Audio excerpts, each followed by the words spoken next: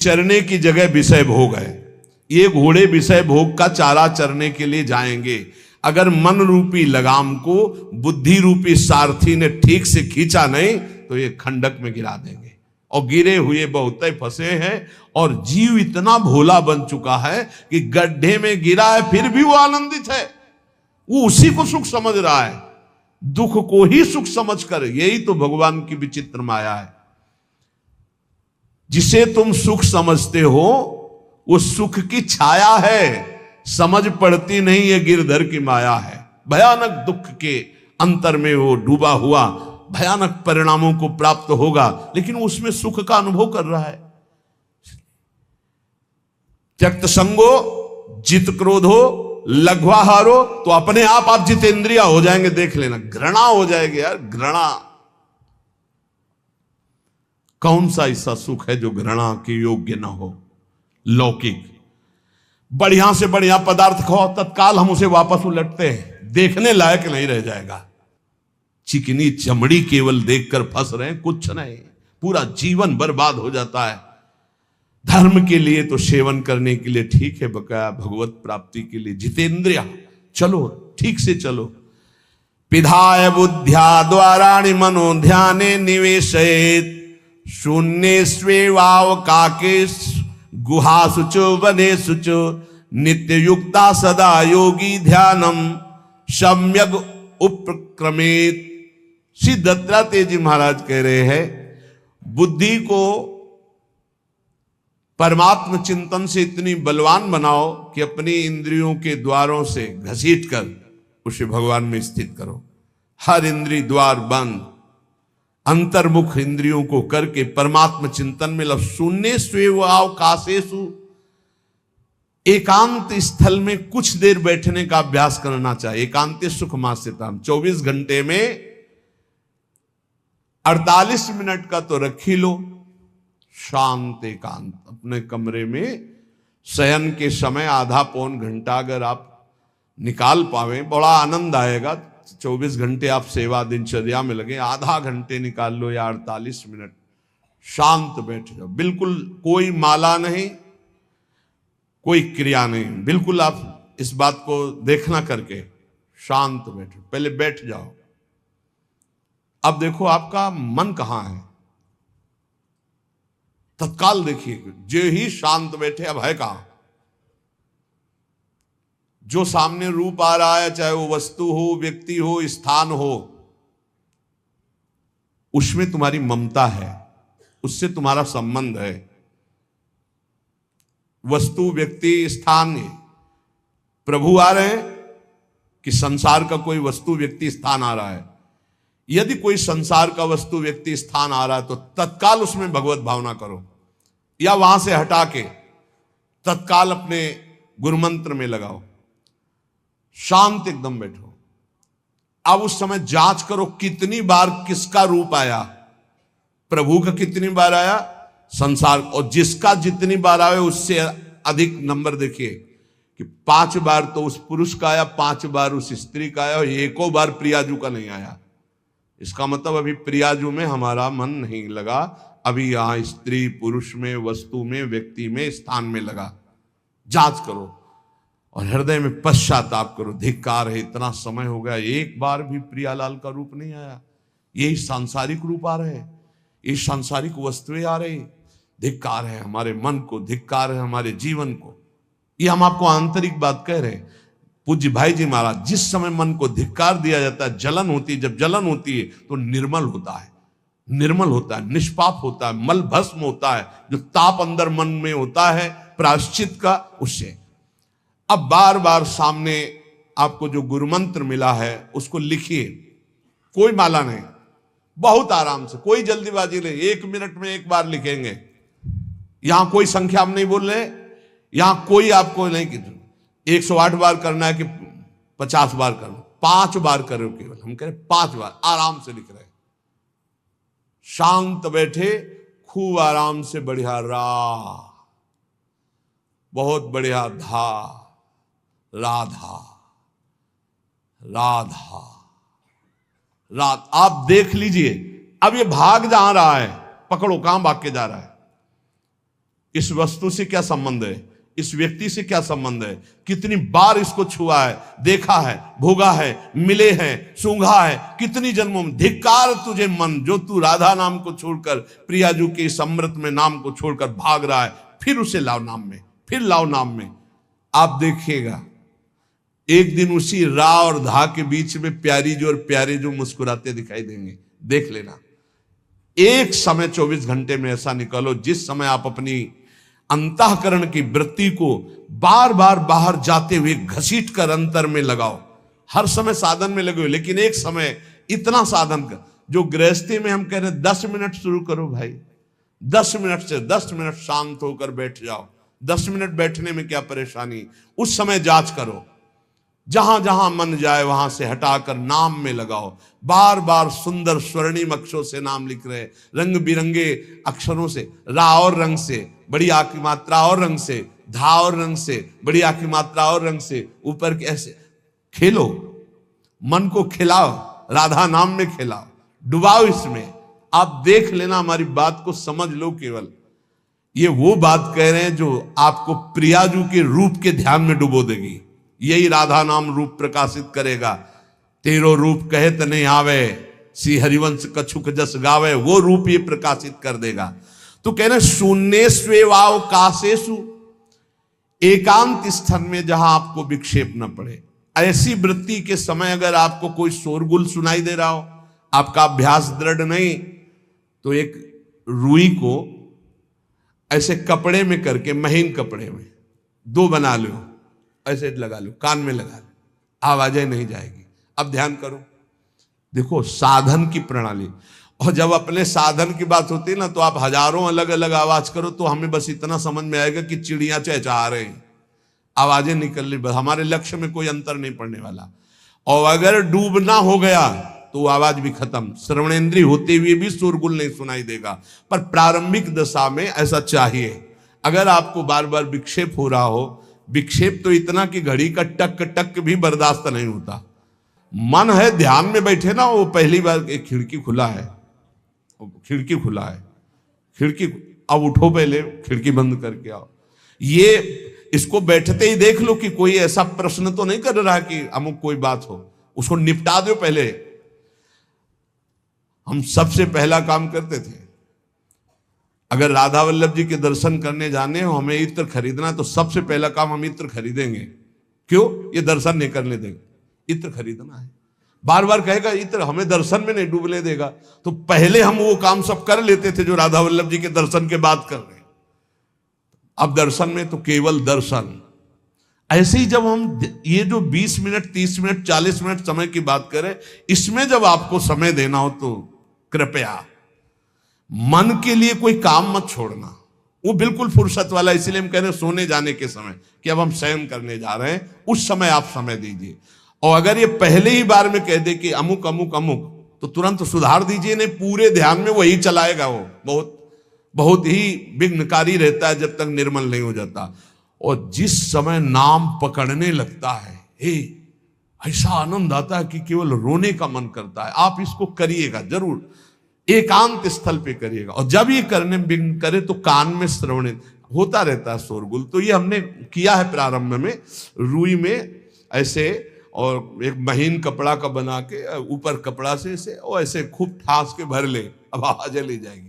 अब अंदर राधा राधा राधा आनंद आएगा। ये प्रारंभिक है, ये आगे चल के इनकी जरूरत नहीं पड़ती अंतर्मुख होने पर। तो एकांत स्थल में जब इस तरह से साधना की जाती है तो उपासक का चित्त भगवदाकार होने लगता है। कह रहे हैं वही सच्चा सन्यासी है। वाग्दंड कर्मदंडश्च मनोदंडश्च ते त्रयः यस्यैते नियता दंडा सत्यदंडी महायति। श्री दत्तात्रेय जी महाराज कह रहे हैं वाग्दंड, जिसने वाणी को वाग्दंड मौन में स्थित कर दिया।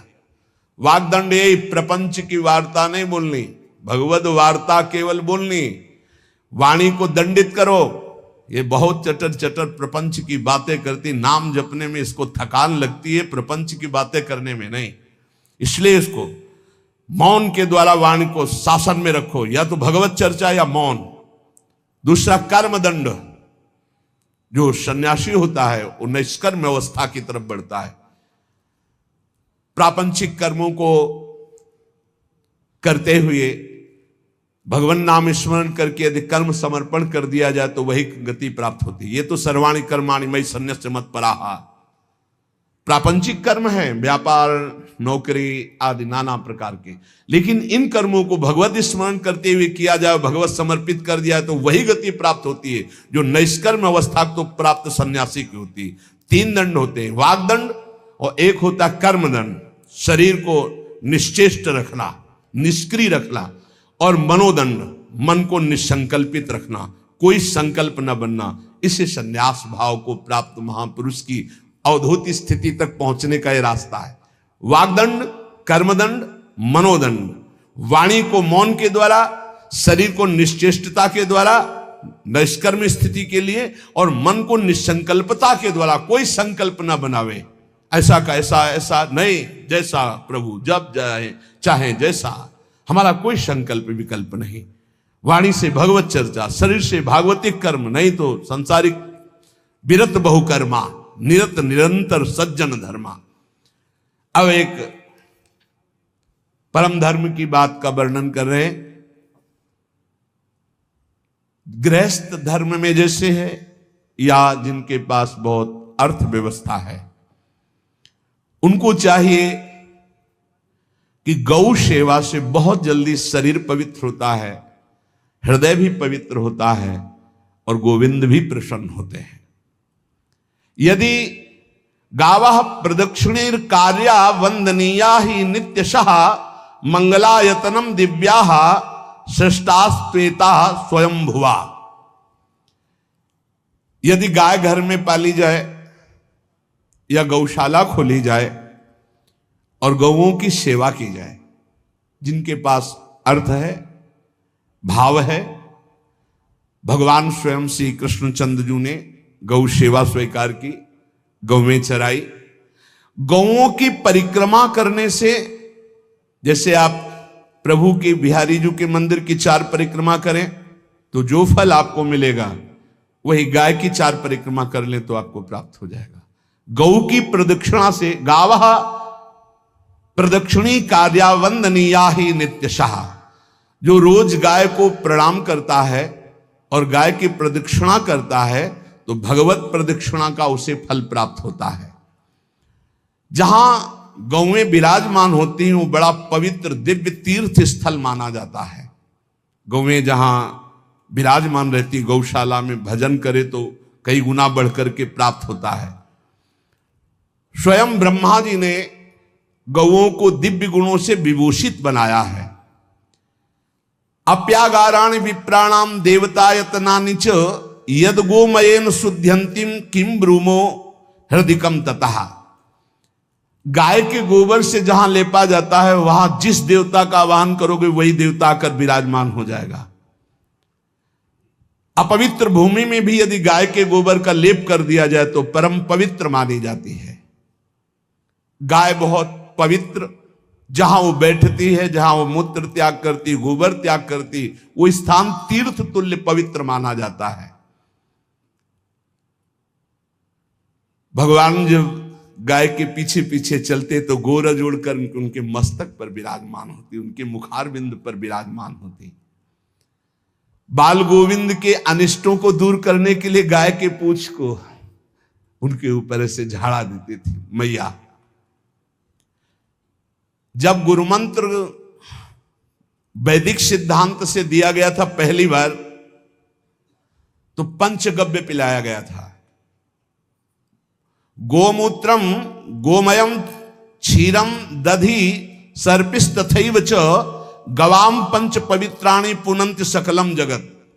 कितना भी बड़ा पापी हो, अगर पंचगव्य पिलाया जाए तो वो वैदिक मंत्रों को स्वीकार करने लायक हो जाता है, पवित्र हो जाता है।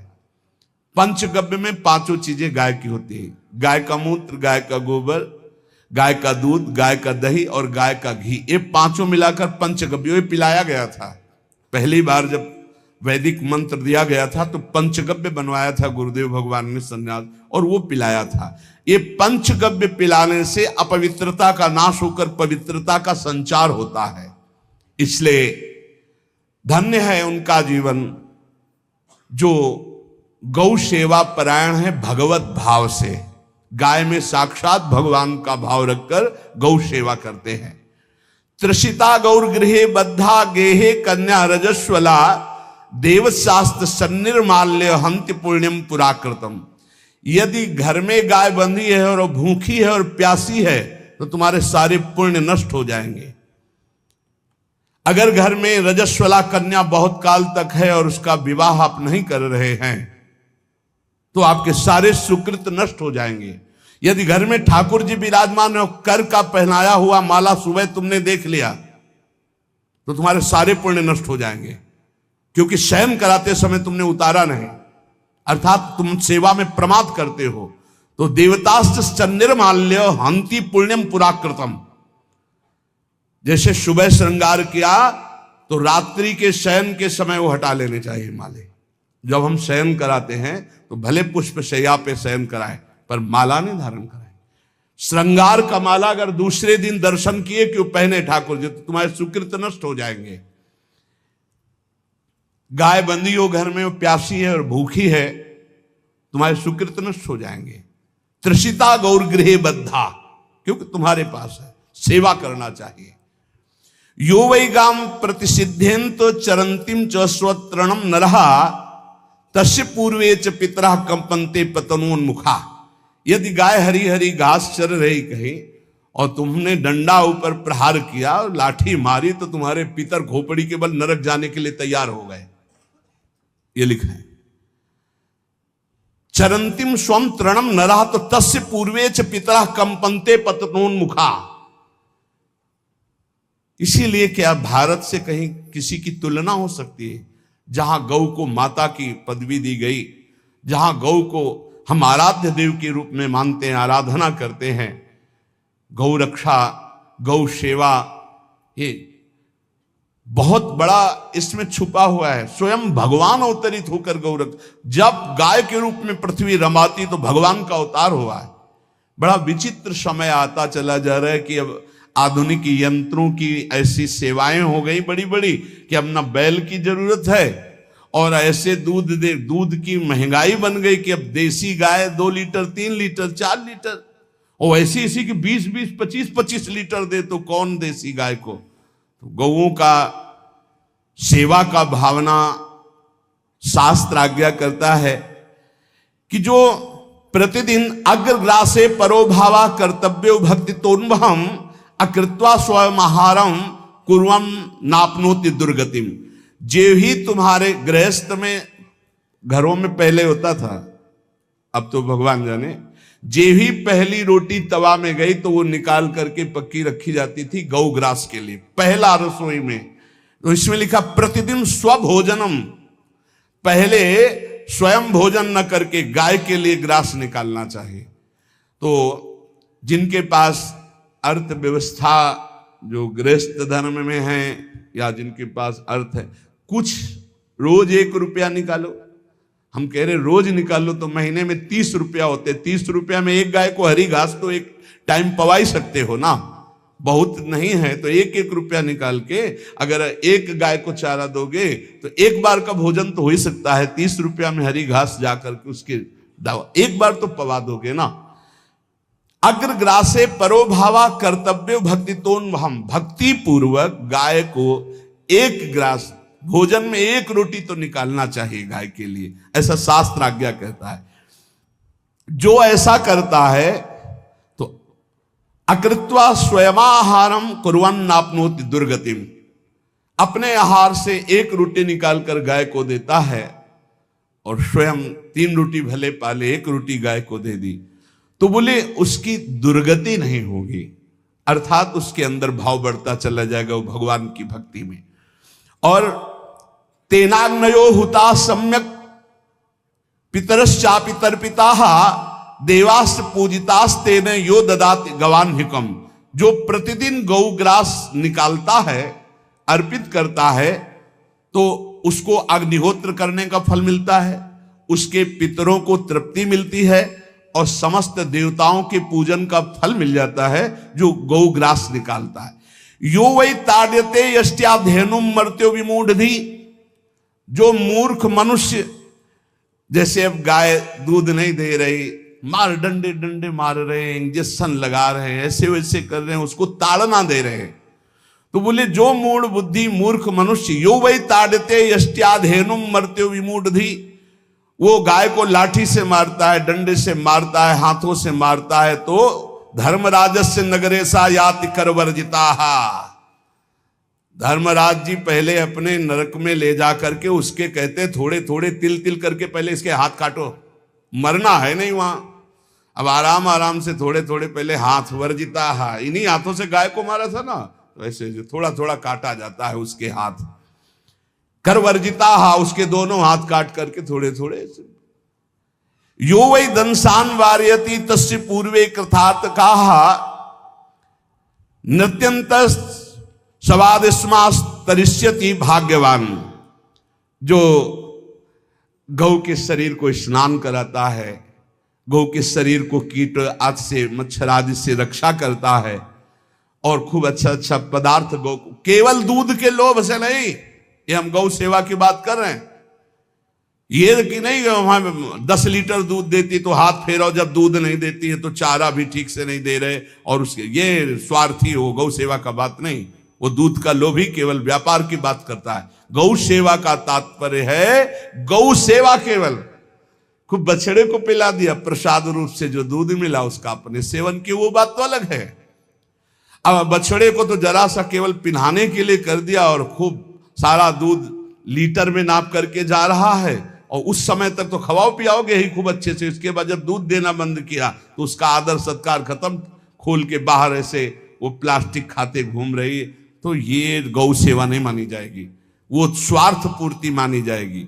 जो सदैव गौ सेवा करता है, उसके डांस मच्छर हटाता है, स्नान कराता है, पीठ में हाथ फेरता है, उसके पूर्वज जो पितर होते हैं वो नाच पड़ते हैं, उनका मंगल होना शुरू हो जाता है कि हमारे वंश में गौ सेवक पैदा हुआ, बड़ा भाग्यवान है, और वो गौ के द्वारा हमें तार देगा, ऐसा भाव। गौ सेवा हमारे सनातन धर्म में बहुत बड़ा स्थान गौ सेवा का है। पर एक बात ध्यान रखें, इन सब सेवा का फल है भगवान के चिंतन में निरंतर वृत्ति डूब जाए, हमारी एक एक वृत्ति एक एक क्षण भगवान के चिंतन में डूब जाए। अगर नहीं तो हम आपको उत्तर दे रहे हैं। कल प्रश्न हुआ था कि क्या गौ सेवा के बिना मुक्ति मिल सकती है? क्या महाराज नृग जैसा कोई गौ सेवक हुआ है दानी? भागवत में पढ़ लेना, करोड़ करोड़ गायों को, करोड़ों गौशालाएं थी, एक दो नहीं, इसलिए कह रहे हैं करोड़ों शब्द कि आप उसको कहीं ज्यादा ना समझें। पृथ्वी के कोई भूमि के कण गिन सकता है, बारिश की बूंदे गिन सकता है, लेकिन महाराज नृग की गौएं जितनी दान की गई वो गिनी नहीं जा सकती थी, ऐसा वर्णन आता है। अरबों अर्बुद गौओं की सब स्वर्ण से अभिषिक्त करके ब्राह्मणों को दान करना, इतने बड़े गौ सेवक, इतने बड़े दान करने वाले, एक चूक हो गई, ना दान लेने वाले तपस्वी ब्राह्मण की गाय किसी अन्य ब्राह्मण को दान कर दी, और वो ब्राह्मण ने जब गाय देखी बोली मेरी गाय चुरा ली, बोले महाराज नृग ने दी। महाराज नृग से कहा मेरी गाय है, तो उनका गौशाला में आ गई होगी, आपको 10,000 गौवें देते हैं, आप अपनी गाय। बोले मैं प्रतिग्रह नहीं लेता, जिसने दान लिया था उसने कहा गाय यही लेके जाऊंगा, तो उनका आप गाय छोड़ दीजिए, आपको 10,000 गाय देते। बोले नहीं लूंगा। बस अनजाने के अपराध ने गिरगिट बना दिया था, कुएं का गिरगिट। पर भगवान बड़े कृपालु हैं, गौ सेवक थे, इसलिए गोविंद द्वारिकाधीश जी ने उनका उद्धार किया। सब साधन का फल है अच्युत भावना से युक्त होकर, भगवत भावना से युक्त होकर निरंतर भजन करते हुए सेवा परायण रहो, चराचर जगत की सेवा परायण रहो। भजन करना ही सबसे बड़ा परम धर्म है। हम सब सेवाएं करें जगत की, लेकिन अंदर से राधा राधा राधा, गोविंद गोविंद गोविंद गोविंद, आनंद आ जाएगा। तन से सेवा करो, मन से भगवान के मामुनिस्मर युद्ध थे, भगवान के चिंतन में रहो। सेवा और व्यापार में अंतर होता है। गौ सेवा के बहाने से धन का जो दान लेना है और उसका अपने में प्रयोग करना, मैं पितरों सहित नरक जाना है, लिख लो। गौ सेवा के बहाने से दान लेना और उसका अपने परिवार के सुख में पैसे का प्रयोग कर देना या अपनी वासनाओं की पूर्ति में लगा देना। आया गौ सेवा के लिए और आप प्रयोग कर रहे हैं गाड़ी घोड़ा नाना प्रकार के सांसारिक भोगों में, तो लिख लो पितर सहित तुम्हारे नरक जाएंगे, क्योंकि गौ सेवा के लिए आया है। गौ सेवा का धन सिर्फ गौ सेवा में ही लगना चाहिए। आप गौ सेवक है, दूध पान कीजिए, रोटी खा लीजिए, लेकिन गौ सेवा का अर्थ आप अपने वासनाओं की पूर्ति में, अपने मनोरंजन में या अपने मन के संकल्प भावना में नहीं पूरी कर सकते। गौ सेवा के लिए ही पूरी कीजिए। गौ के वास का निर्माण, गौ के भोजन की व्यवस्था, वो दूध दे ना दे, वो कैसी भी अवस्था में हो, उसकी सेवा परायणता, उसके लिए सेवक रखना, सेवकों को भी सुख प्रदान करना, लेकिन स्वयं कभी गौ के सेवा के लिए आए हुए धन का स्वयं के लिए भोग न करना और निरंतर भजन रखना, उसे परम पद की प्राप्ति हो जाएगी। इसलिए हमारे सनातन धर्म में गौ सेवा का विशेष महत्व है और इस महत्व को सबको स्वीकार करना चाहिए। यदि आप गौ पालन स्वयं नहीं कर सकते तो 4 लोग मिलकर के, क्योंकि आज जो गायों की व्यवस्था वो बड़ी दयनीय हो रही है। दयनीय इसलिए हो रही कि दूध की अधिकता के चाह रखने वाले भैंस रखते हैं या विदेशी गाय रखते हैं। अपनी भारतीय जो देसी गाय है वो उतना अधिक नहीं देती कि 40 लीटर 30 लीटर 25 लीटर, बहुत अधिक देगी तो 5 और 8 लीटर। देसी शुद्ध गाय अपनी जो है वो 8-10 लीटर, बहुत जब व्यवस्था हो। नहीं तो अपने गांव में तो देखा है 2-2.5-3 लीटर से ज्यादा नहीं देंगे, 1.5 लीटर इधर 1.5 लीटर उधर, या बहुत हुआ तो 2 लीटर 2 लीटर, पर वो स्वर्णिम दूध होता है। जो दूध की चाह रखने वाले जन थे अब वो गायों को नहीं रखते, देसी गायों को कोई बिरला ही रखता है। अब पहले बैलों की जरूरत होती थी, गाय बछड़ा दिया तो आनंद होता था कि किसानी के काम में। अब तो ट्रैक्टर है तो बैलों की जरूरत नहीं। अधिक दूध के लिए अरे अब तो पशुओं की जरूरत नहीं, केमिकल से दूध बन रहे हैं, टैंकर के टैंकर। तो फिर हमारी जो गायें हैं उनकी बड़ी दुर्दशा हो रही। तो हमें चाहिए कि जो गृहस्थ जन हैं, धनी मानी जन हैं, या जिनके पास शरीर व्यवस्था, बौद्धिक स्तर, सेवा परायण, अर्थव्यवस्था, वो थोड़ा 4 गाय की व्यवस्था करके उनकी सेवा करें, क्योंकि हमारे सनातन धर्म का स्वरूप है जहां मां पदवी दी गई है गांव को, गौ माता कहा गया है। गौ में समस्त देवता विराजमान है। गौ का बहुत बड़ा महत्व वर्णन किया गया धर्म शास्त्रों में। यहां तक कि जब कोई ऋषि नाराज होता था तो आगे गाय करके जाया जाता था तो क्षमा हो जाती थी, गाय को देखते ही वो क्षमा कर देते थे। बहुत महिमा वर्णन की गई है गौ की। इसलिए जिसको भी अगर नहीं अर्थव्यवस्था है तो एक रोटी तो निकाल सकते हो ना। तुम्हारी रसोई में रोटी बने तो पहली रोटी निकाल लो, और आसपास जहां गाय बंधी हो तो उसको दे आओ जाकर, तो कम से कम धर्म का पालन हो जाएगा, गौ सेवा बन जाएगी। तो गौ सेवा, चराचर जगत की सेवा, भगवत सेवा, सबका फल है। फिर प्रारंभ में आ जाइए स्मृति। योगी हो तो चित्त की वृत्ति का निरोध करके परमात्माकार, ज्ञानी है तो चित्त वृत्ति का लय करके स्वरूप स्थित, भक्त है तो एक एक वृत्ति सावई मनः कृष्ण पदार विंदयो। भगवान के चरण में, भगवान के नाम में, भगवान के रूप में, भगवान की लीलाओं में स्मृति अगर नहीं तो सब साधन अधूरा, और स्मृति तो हर साधन पूरा। इसलिए एक बार कमर कस लो, चाहे जगत की सेवा करो, चाहे जिस कार्य में लगे हो, तुम्हारी स्मृति प्रभु में लगी हो। स्मृति के बिना हम जीवन का कोई महत्व नहीं समझते। स्मृति विहीन जीवन सब व्यर्थ। इसीलिए उन परमहंसों के चरणों में स्वयं भगवान चरण रज लेने के लिए पीछे डोलते हैं, जो निरपेक्षम मुनिम शांतम निर्वैरम समदर्शनम अनुब्रजाम्यहम नित्यम पुयत्यंगुरेण भी। ना कोई प्रतिज्ञा, ना कोई चाह, ना कोई इच्छा, निरंतर भगवदाकार वृत्ति, निरपेक्षम, मननशील, द्वंद्व विमुक्ता, जो शांत हैं, जो किसी से वैर नहीं रखते, भगवदाकार वृत्ति, उसी मार्ग के आप पथिक हैं।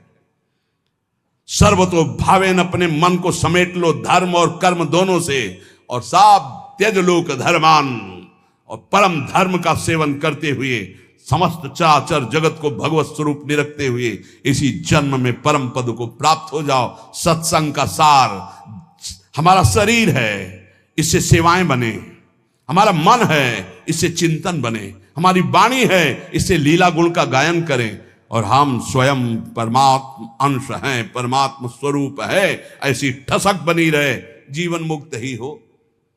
स्वार्थ को लेकर किया गया धर्म रंग नहीं लाता।